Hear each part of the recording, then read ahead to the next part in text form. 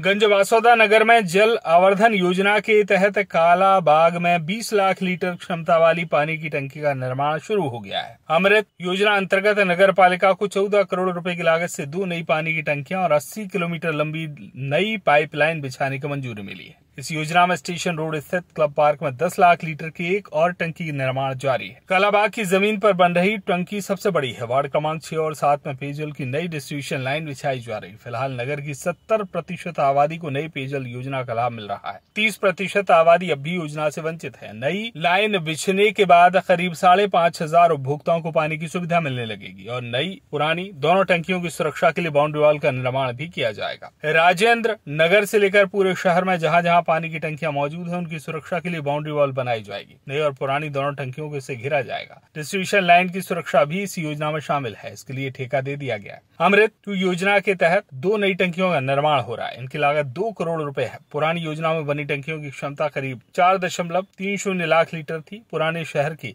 जिन इलाकों में अब तक 1200 उपभोक्ताओं को ट्यूबवेल से पानी मिल रहा है, उन्हें नई योजना से जोड़ा जाएगा। इसके लिए राजेंद्र नगर स्थित टंकी से डिस्ट्रीब्यूशन लाइन डाली जाएगी। इससे ट्यूबवेल पर होने वाला खर्च कम होगा।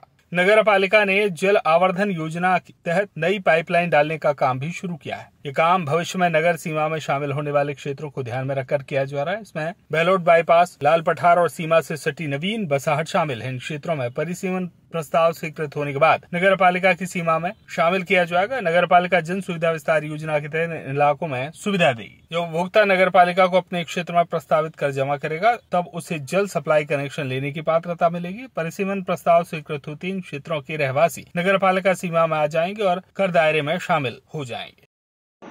भाभी जी, नगर में जल अभियान को लेकर पानी की टंकियों का निर्माण हो रहा है, उसमें क्या कहना चाहेंगे उसके बारे में? प्रतिवर्ष गर्मियों में कई वार्डों में पानी की समस्या होती थी और उस समस्या का एक कारण था कि वहाँ पर्याप्त पानी पहुँच नहीं पाता था, क्योंकि वो जो वार्ड हैं वो थोड़ी ऊंचाई पर रहते थे।